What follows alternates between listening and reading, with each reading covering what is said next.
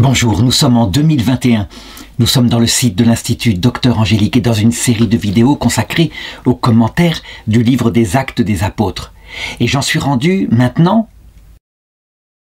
à la première partie du chapitre 8, où je vais regarder ce qu'on appelle le péché de simonie.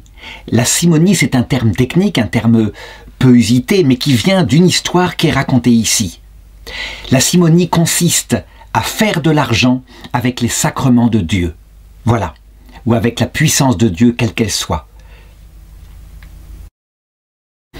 Alors, avant de regarder ce texte, je veux montrer que lorsqu'on entre dans la vocation religieuse, même appelée par le Seigneur, tant qu'on est sur terre, on reste soumis à ce qu'on appelle les conséquences du péché originel. Ça veut dire en nous des pulsions qui nous cherchent à rechercher, disait le docteur Piaget, du côté de Genève où il habitait, des pulsions qui nous cherchent à chercher trois sentiments. Par rapport à notre passé, un sentiment de valorisation. Et la valorisation, lorsque le vieil homme recherche ce sentiment, c'est par la gloire, le fait d'être honoré des autres qu'on l'obtient. Et puis, par rapport au futur, puisque notre psychologie vit dans le temps, on cherche un sentiment de sécurité. Et là, ce qui donne la sécurité dans le futur, c'est l'argent. Par rapport au présent, en général, pour être bien dans sa vie, bien dans sa peau, ce sont les plaisirs égoïstes. Évidemment, normalement, dans une vraie vocation, tout a été transfiguré par le nouvel homme. Et à la place de ces trois convoitises, eh bien, pour ce qui est de la valorisation, la charité nous donne toute la valorisation dont on a besoin, puisque en aimant l'autre, eh bien, on trouve son propre équilibre. Sans le chercher, mais c'est comme ça, parce qu'on se valorise soi-même. Deuxièmement, c'est l'espérance théologale qui nous assure qu'il y a une vie éternelle, qui nous donne la sécurité. Et pour ce qui est de l'autonomie dans le présent, c'est la foi qui stabilise notre vie et nous indique où nous sommes dans notre vie actuelle. Et c'est vrai que celui qui a une foi comme un rocher, eh bien, il sait où il va. Et même quand la souffrance tombe sur lui, il sait que Dieu est en train d'éduquer son cœur en vue de la vie éternelle. Donc, comme les choses ne se font pas comme ça, comme les conversions se font peu à peu au rythme de l'homme, ça veut dire qu'au départ, elles peuvent être liées à des motifs qui ne sont pas Dieu, mais d'autres motifs, eh bien, ce chapitre raconte ce qui se passe vraiment dans les cœurs. Certes, le nombre des fidèles augmente, mais il ne faut pas se faire d'illusions. C'est un début de chemin. Quand les protestants disent « la foi suffit et on est sauvé », eh bien, ils oublient que Dieu purifie notre cœur, que c'est la charité qui atteint sa perfection, un amour gratuit pour Dieu qui fait qu'on entre dans le salut. Voilà ce que raconte le livre. D'abord, il parle de Saul, ce fameux jeune homme qui était là, qui a assisté à la lapidation d'Étienne. Saul, lui, approuvait ce meurtre. En ce jour, une violente persécution se déchaîna contre l'église de Jérusalem. Tous, à l'exception des apôtres, se dispersèrent dans les campagnes de Judée et de Samarie. Cependant, des hommes dévots ensevelirent Étienne et firent sur lui de grandes lamentations. Plusieurs éléments sont visibles dans cette introduction. D'abord, l'étrange rage de Saul de Tarse, ce jeune homme qui est pharisien, fils de pharisien. Il devrait normalement respecter l'Église de Dieu parce que, comme lui, elle croit en la vie après la mort. Gamaliel a expliqué. Il a été disciple de Gamaliel. Laissons donc ces gens faire. Cependant, dans la jeunesse, très souvent, le fait d'être calme, de patienter, d'attendre la chute d'une hérésie ne suffit pas. La jeunesse veut des actions directes et actuelles. Et donc, il est parti dans cette tentation-là.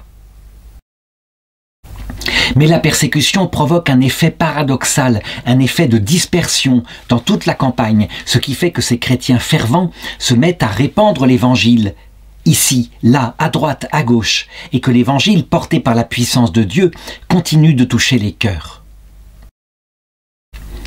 Troisième leçon, l'ensevelissement du martyr Étienne, le diacre, qui a été lapidé quelque temps plus tôt. Eh bien, on le sait par divers témoignages.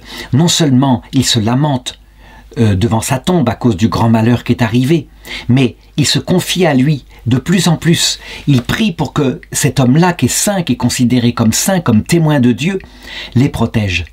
Certains diront, mais non, la pratique n'est pas là, au début de l'Église. En réalité, on la trouve 30 ans plus tard, de manière certaine, lorsque Pierre et Paul seront tués à Rome. Eh bien, il y a des témoignages d'écrivains de l'époque qui disent qu'il y a encore leur trophée, c'est-à-dire leur tombeau solennel, sur la voie à Rome, et que les gens vont se recueillir devant elle. Et c'est logique, la communion des saints, ça veut dire la certitude que dans l'autre monde nous sommes vivants, que nous sommes avec le Christ, comme l'était le bon larron à qui Jésus a promis le paradis pour le jour même. Cette certitude que, auprès de Dieu, tout ce qu'on demande, on le fait, provoque immédiatement une conséquence logique. On prie, on se confie aux saints. Les protestants disent, mais vous faites de quelqu'un d'autre que le Christ un médiateur. Oui, parce que le seul médiateur, le Christ, eh bien, il a des amis et il l'a promis. Quiconque aura quitté père, mère, frère, sœur en ce monde trouvera dès ce monde le centuple en père, mère, frère, sœur. Et il vise évidemment très souvent non seulement les chrétiens de la terre qui intercèdent pour nous, mais les chrétiens du ciel qui prient et qui nous protègent. Et il dit, il y aura aussi des persécutions et dans l'autre monde la vie éternelle. En tout cas, on peut le dire, c'est à partir de cette pratique-là que les apôtres accepteront tout à fait que dans le premier credo qu'on appelle le symbole des apôtres, eh bien il y aura cet article « Je crois en la communion des saints ». Et donc, la persécution s'étend, verset 3. Quant à Saul, il ravageait l'Église, allant de maison en maison, il en arrachait hommes et femmes et les jetait en prison. Il n'a pas le pouvoir de faire plus, il n'a pas le pouvoir de mettre à mort des gens, mais comme ça a été fait pour le diacre Étienne, il y a possibilité éventuellement de contourner l'autorité romaine qui interdit aux Juifs de condamner à mort, en provoquant des lapidations spontanées par la population. Et Saul, c'est ça qu'il espère faire. Ceux-là donc qui avaient été dispersés s'en allèrent de lieu en lieu en annonçant la parole de la bonne nouvelle. C'est ainsi que Philippe, qui était descendu dans la ville de la Samarie, y proclamait le Christ. Philippe est l'un des 7 diacres qui a été choisi précédemment avec Étienne, et donc qui est au service de la charité fraternelle. Il est aussi un apôtre de feu, comme l'a été Étienne. Le choix des apôtres a donc été judicieux, et d'ailleurs, pour comprendre qu'il est un apôtre de feu, justement, lui qui dispose de richesses très grandes, tous les biens que les gens déposent envers l'Église, et on fait confiance à ce diacre, il ne volera pas. Eh bien, c'est justement parce qu'il est détaché de l'argent que du coup, étant libre de toute attache terrestre, il peut risquer sa vie en proclamant l'Évangile. Au contraire, il serait attaché à l'argent, comme l'était Judas qui volait un petit peu dans la bourse. Eh bien, il n'y a rien à faire. Il serait attaché à la terre, il n'aurait pas ce zèle pour Dieu, ce zèle total. On peut donc dire que c'est un critère de liberté de l'évangélisation que d'être séparé des 3 convoitises dont j'ai parlé tout à l'heure. Pareil, la ruine d'un apôtre, c'est quand il cherche trop la gloire. S'il a un talent pour évangéliser, pour parler aux foules et que les foules viennent, alors il aura du succès. Mais sa parole sera comme un gong retentissant. L'Esprit Saint ne viendra pas pour la féconder en faisant que les gens se convertissent. Il a sa récompense sur la terre, à savoir de la reconnaissance. C'est un beau parleur. Alors évidemment, pire encore, quand quelqu'un qui évangélise se sert de la puissance qu'il a pour séduire des jeunes filles, pour coucher avec, là on a un autre péché qui s'appelle le nicolaïsme, qui est désigné ainsi dans l'Écriture et qui fera aussi beaucoup de mal au cours de l'histoire de l'Église. En tout cas, pour le moment, on n'en est pas là, et le diacre Philippe est un saint. Les foules unanimes s'attachaient à ses enseignements, car tous entendaient parler des signes qu'il opérait ou les voyaient. Donc il faut être lucide. Les gens viennent, c'est certain, pour entendre ses enseignements, mais ils viennent d'abord parce qu'il fait des miracles, il guérit des malades, et donc ils ont un motif humain, un avantage qu'ils peuvent tirer de quelqu'un d'aussi puissant. Ils le prennent certainement pour une sorte de magicien puissant, parce que nous sommes dans l'Empire romain, qui est un empire païen, et donc il y a des pouvoirs magiques chez des sorciers qui guérissent des maladies. Ils pensent que c'est pareil, mais à l'occasion de ces miracles, eh bien, ils entendent sa parole qui est très différente de celle des autres. D'abord, il ne fait rien payer. Il guérit gratuitement, Et d'autre part, eh bien, il enseigne la vie éternelle, il n'en tire aucun avantage. Et ceci est nouveau, particulier. Ceci, eh bien, touche les cœurs. On peut donc dire que Dieu se sert de certains mécanismes pour attirer les foules et que, par là-dessus, puisqu'elles entendent la prédication, beaucoup se convertissent. Et le texte continue. De beaucoup de possédés, en effet, les esprits impurs sortaient en poussant de grands cris. Nombre de paralytiques et d'impotents furent également guéris, et la joie fut vive en cette ville.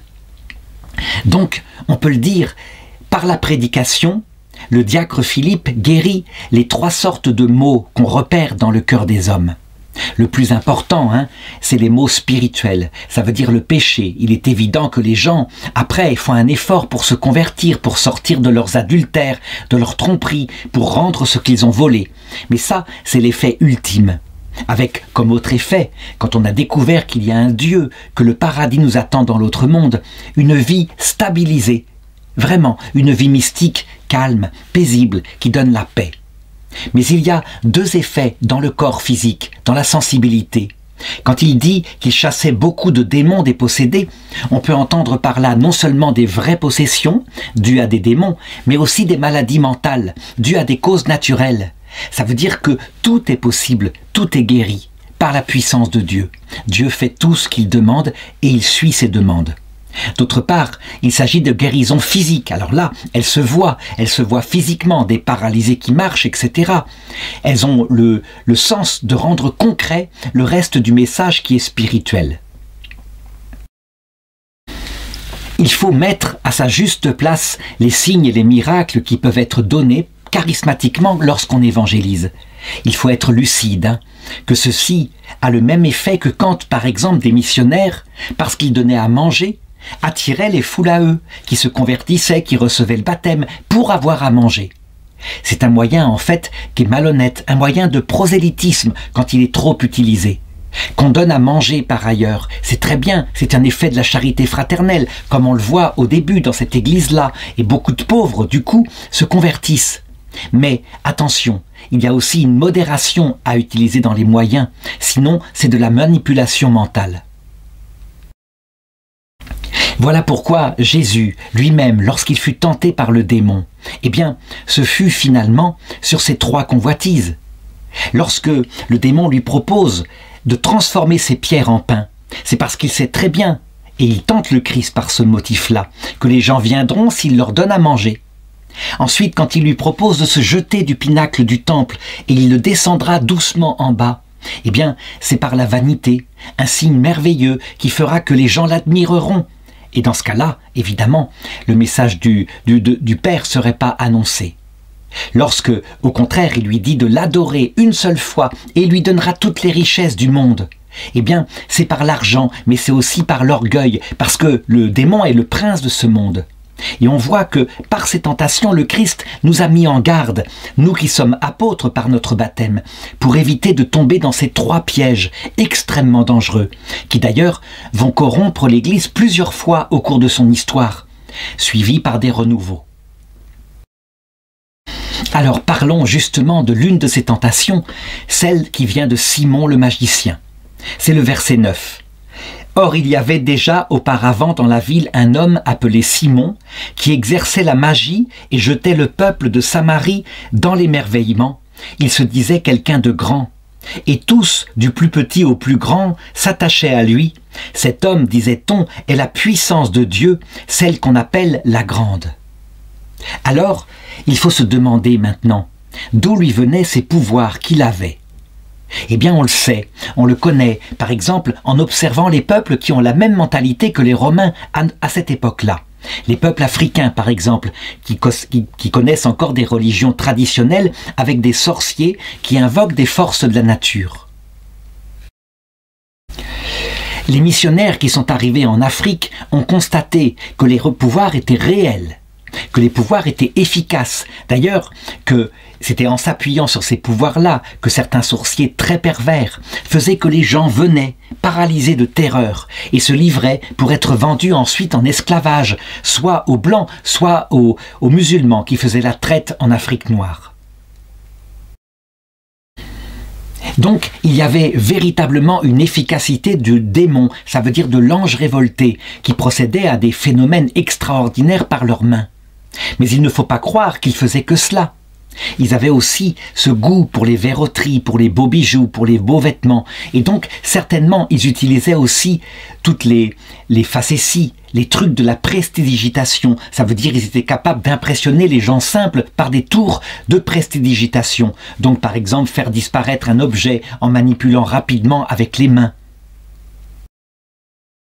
Ce que les missionnaires du 19e siècle constataient, c'est que quand ils arrivaient dans un village et qu'ils plantaient la croix au milieu du village et qu'ils prêchaient le Christ, eh bien, il suffisait qu'ils bénissent le sorcier et aussitôt il perdait ses pouvoirs. Exactement comme saint Paul le fera avec une voyante qui les suivait et qui proclamait partout dans la ville « Ceux-ci sont les envoyés de Dieu ». Qui agissait à travers elle? Était-ce un démon, donc un ange révolté? On peut en douter, c'était peut-être un bon esprit, mais en tout cas, il le faisait jusqu'à énerver saint Paul qui traça une croix sur lui, et le démon ou l'esprit partit. Or, elle faisait gagner beaucoup d'argent à ses propriétaires, c'était une jeune esclave, et donc ils entrèrent en guerre contre saint Paul. Et bien de la même façon, les missionnaires chrétiens chassaient les démons et faisaient perdre les pouvoirs à ce genre de magiciens, qui quelquefois, du coup, se vengeaient avec ce qui leur restait comme puissance. Ça veut dire tout simplement, par exemple, poignarder le missionnaire, le tuer comme ça. Et ça, c'est un pouvoir qui venait de leurs propres mains. Donc il faut bien voir que pour se faire de l'argent, pour séduire des jeunes filles, pour avoir de la gloire, ces gens-là utilisaient toute forme de puissance, mais aussi la puissance des démons.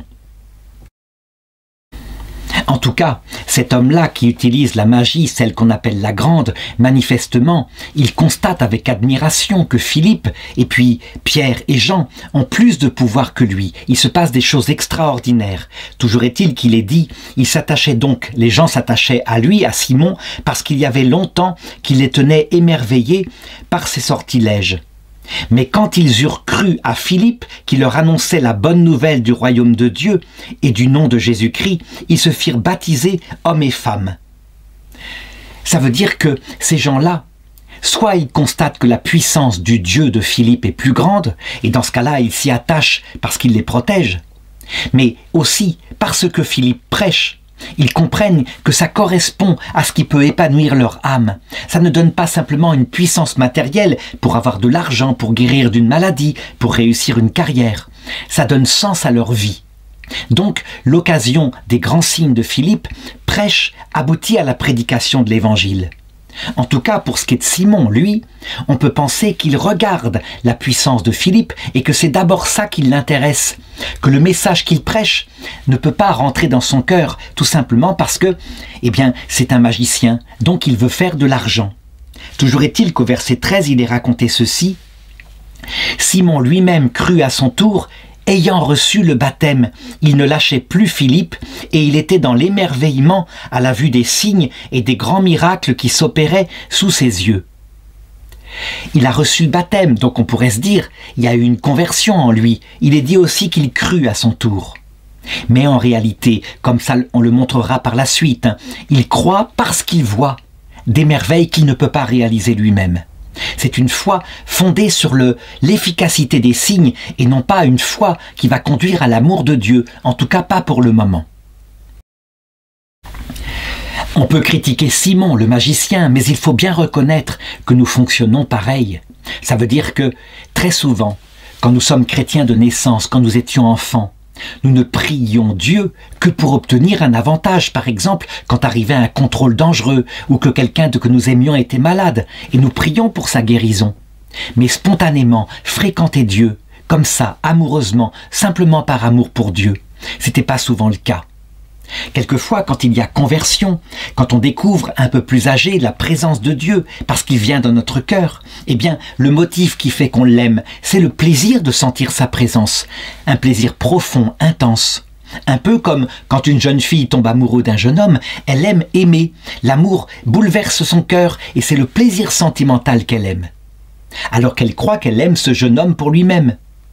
Et puis, il peut y avoir un troisième motif, quand notre vie est stabilisée parce qu'on sait ce qu'on fait sur terre, La foi peut nous donner une utilité qui rend notre vie calme, comme je l'ai dit tout à l'heure. Pour aimer le Seigneur pour lui-même, gratuitement, il faut souvent toute une vie. Il faut que le Seigneur retire d'abord sa grâce, ce qu'on appelle la nuit des sens. On ne ressent plus rien, et pourtant on reste fidèle. Et puis, pour se passer de l'utilité même, pour n'aimer que lui, indépendamment de ses dons, il faut quelquefois connaître la nuit de l'esprit. Ça veut dire, on ne comprend plus ce qu'il nous veut. On a des souffrances qui nous frappent, et pourtant on reste fidèle. Le Seigneur sait donc ce qu'il y a dans le cœur des hommes. Il sait que c'est un chemin que le début, la conversion par la foi, comme c'est le cas pour Simon le magicien. Le fait qu'il ait cru aussi manifeste que c'est insuffisant pour être sauvé. On pourrait dire qu'on a là une réponse à la théologie protestante. Martin Luther, on le sait, pensait que parce que nous sommes pécheurs toute notre vie, le fait que nous croyons suffit, même si nous péchons, pour être sûr que nous serons sauvés. Manifestement, ce n'est pas le cas, comme va le prouver la suite de ce chapitre. C'est le verset 14. Apprenant que la Samarie avait accueilli la parole de Dieu, les apôtres qui étaient à Jérusalem y envoyèrent Pierre et Jean. Ceux-ci descendirent donc chez les Samaritains et prièrent pour eux, afin que l'Esprit Saint leur fût donné, car ils n'étaient pas encore tombés sur aucun d'eux. Ils avaient seulement été baptisés au nom du Seigneur Jésus. Ça, c'est quelque chose aussi qui est très intéressant. Ça veut dire qu'il y a un baptême au nom du Seigneur Jésus qui fait qu'on entend la parole, on voit des miracles, mais à ce moment-là, on comprend des choses, on n'a pas encore le cœur à cœur, apparemment. Et quand les disciples baptisent au nom du Père et du Fils et du Saint-Esprit, qu'ils imposent les mains, ce que plus tard on appellera, chez nous catholiques, le sacrement de confirmation. L'Esprit Saint vient dans le cœur et il habite dans le cœur. Et c'est un cœur à cœur qui commence avec une présence palpable, presque palpable, de Dieu. D'ailleurs, on le constate au verset 17. Alors Pierre et Jean se mirent à leur imposer les mains, comme ça, et ils recevaient l'Esprit Saint. C'est le geste qui est pratiqué lors de la confirmation.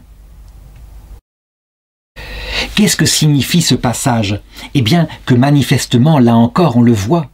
Il y a un cheminement dans la foi, que l'Église catholique pastoralement va distinguer en pratiquant d'abord, c'est le cas de la pastorale actuelle, le baptême d'eau pour le petit bébé, et il reçoit l'Esprit Saint, mais passivement, il n'est pas encore capable d'y répondre, un peu comme quand il est pris dans les bras de sa maman, il n'est pas capable de répondre par un amour gratuit. L'Esprit Saint fait pareil dans son cœur.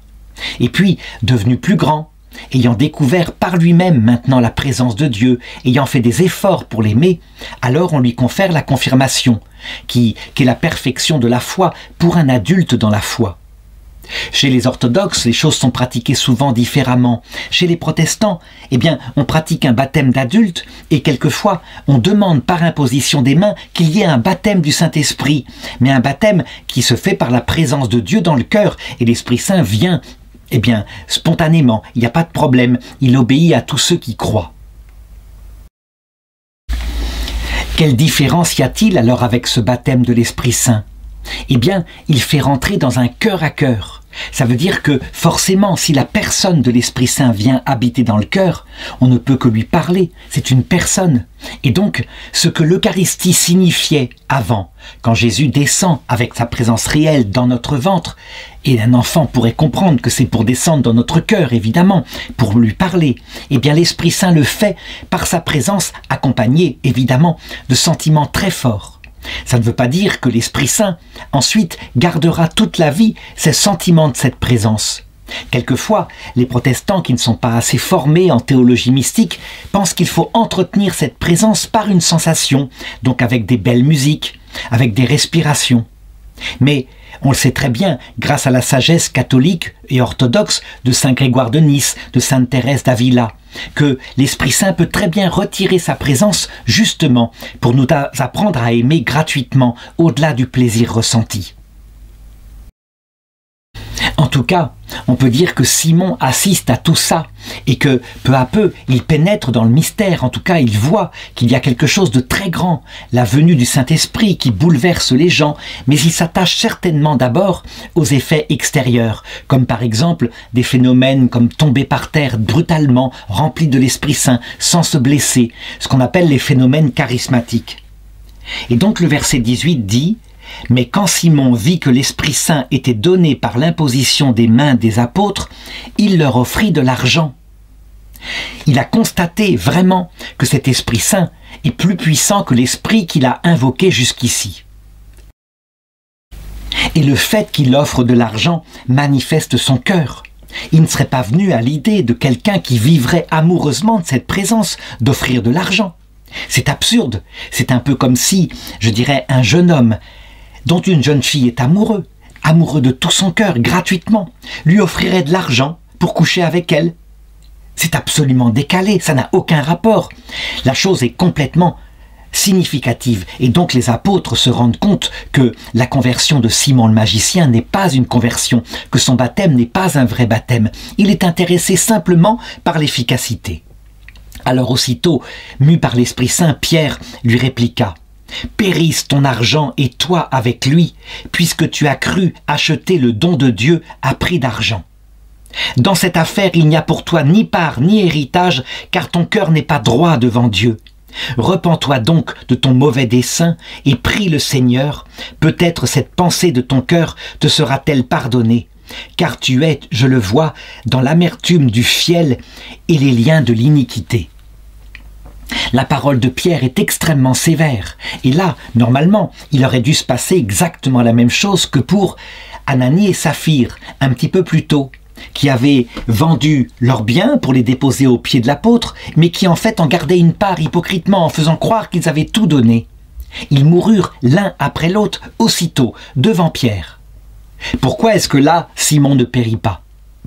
Eh bien, je pense que le péché d'Ananie et Saphir touche à une tentation pour l'Église, une tentation d'une rare gravité qui peut concerner l'Église tout entière, la tentation du communisme qui aurait corrompu dès le départ les efforts de l'Esprit Saint pour évangéliser le monde.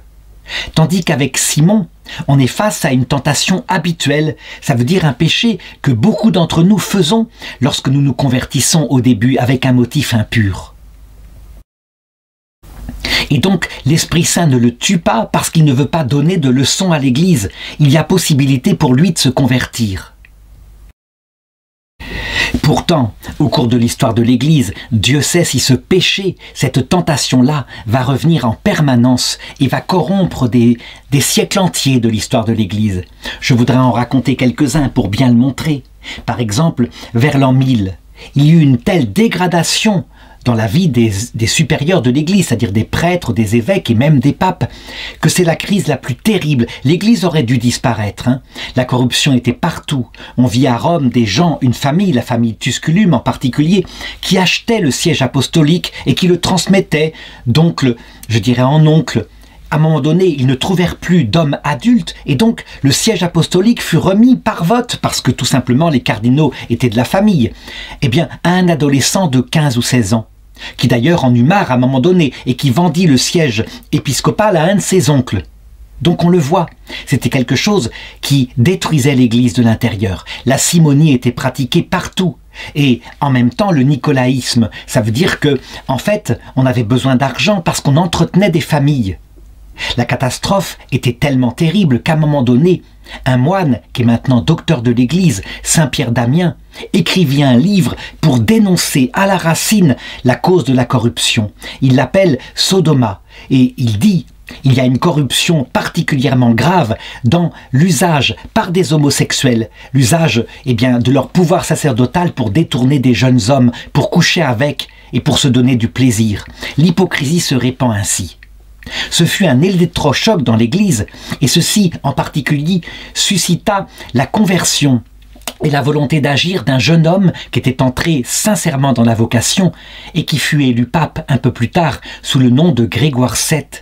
On doit la réforme grégorienne qui impose le célibat des prêtres pour empêcher qu'ils fassent de leur paroisse un objet de revenu donc quelque chose qui rapporte des bénéfices qu'ils transmettent ensuite à leurs fils. Eh bien, il imposa le célibat ecclésiastique. C'est à ce moment-là que cela se fit. Est-ce que l'Église s'en sortit complètement? On peut dire qu'il y eut, grâce à ces décisions de Saint Grégoire VII, un véritable progrès.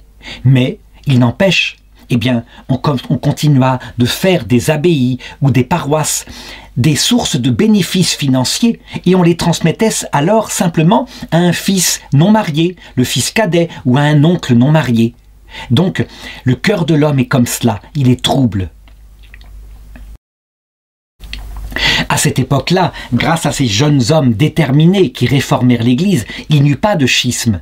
Mais 500 ans plus tard, il y eut la même chose, une décadence beaucoup moins grave, mais tout de même très grave, en particulier sur le siège de Rome, où les papes étaient devenus comme des souverains de la Renaissance. Il leur fallait de l'argent pour construire un splendide palais au Vatican, et ils ne pensaient qu'à régner sur des terres, à agrandir les États du Vatican. Seulement, à cette période-là, cette fois, il y eut la prédication de Martin Luther en Allemagne, qui ne céda pas et qui commença par dénoncer la simonie, justement. À savoir, on vendait, pour construire les bâtiments de Rome, aux gens des bons qui faisaient que leurs péchés étaient pardonnés, mais en plus qu'ils n'auraient pas à faire de peine au purgatoire. Ça, ils en seraient dispensés. On appelait ça des indulgences. Mais une indulgence trafiquée, parce que l'indulgence dans sa théologie est quelque chose de très, très sérieux, qui d'ailleurs ne vient pas de l'Église catholique, mais qui vient de l'Ancien Testament, dans le 2e livre des Maccabées, au chapitre 12, quand les frères Maccabées offrent au temple un sacrifice pour que soit pardonné le péché de soldats qui se battaient contre les Grecs et qui furent tués après avoir mis autour de leur cou une pendeloque à une idole païenne. Actuellement, on voit encore chez les évangéliques en 2021 des gens qui disent « Regardez, votre Église est corrompue ». Ils ont le souvenir de cette période-là sans du tout regarder la réforme qui fut ensuite faite par le Concile de Trente et qui fit sortir l'Église de cette tentation de simonie. Ils en sont restés là comme si c'était un péché qui était perpétuel dans l'Église. Et ils ne voient pas, évidemment, la terrible crise qui se passe chez eux pour une raison simple.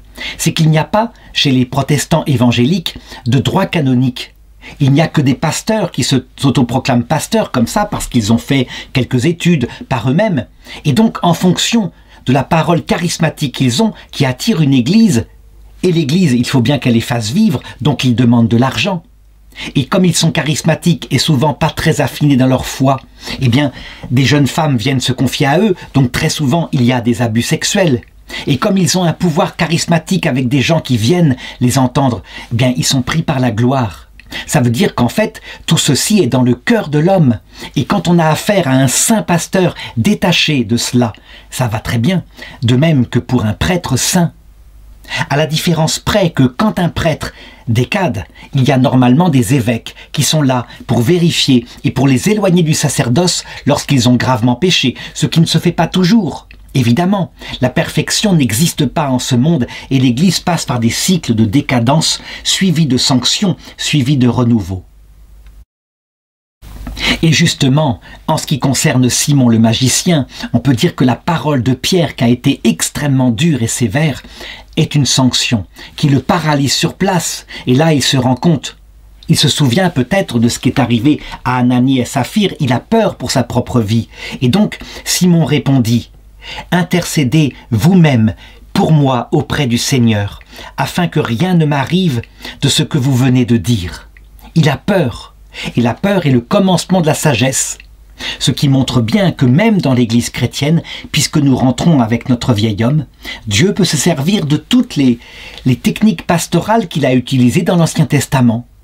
La peur de Dieu, de fait, va provoquer chez lui une conversion, une confession de ses péchés, peut-être un retournement de son comportement, et alors il va rentrer peu à peu dans le vrai mystère du Christ. Cette fois pas pour se faire de l'argent, mais vraiment pour le connaître. Toujours est-il que les apôtres disent, pour eux, après avoir rendu témoignage et annoncé la parole du Seigneur, ils retournèrent à Jérusalem en évangélisant de nombreux villages samaritains. Donc il ne semble pas que Simon le magicien soit mort à la suite de ce grand péché, il s'est converti et il a changé de comportement. Par contre, déjà à cette période-là, ce que les apôtres constatent, c'est que l'évangile est bien plus efficace, mais en dehors de Jérusalem. Le peuple juif, après une conversion des débuts, semble maintenant mené par ses dirigeants dans une hostilité à cet évangile, alors qu'en Samarie, pas du tout. Ils vont constater petit à petit, de la même façon, que l'Esprit Saint se tourne de plus en plus vers les païens, c'est-à-dire des gens qui ne sont même pas des demi-juifs comme les Samaritains, mais carrément des païens de tout l'Empire romain. Ce sera un changement profond dans l'Église que l'Esprit Saint leur imposera.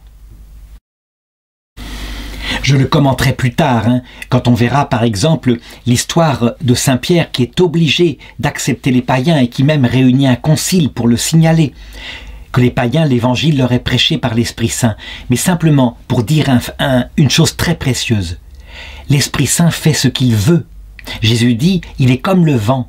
Il souffle, tu l'entends, mais tu ne sais ni d'où il vient, ni où il va. Pour comprendre pourquoi l'Esprit Saint se refuse aux Juifs, qu'il pourrait vaincre, il pourrait les convertir, il est puissant. Et comment il se donne aux païens, il faut comprendre l'intention générale de Dieu, et en particulier l'eschatologie, la mission finale que Dieu donnera au peuple juif vers la fin du monde. En tout cas, la partie du peuple juif qui reste juive jusqu'à maintenant.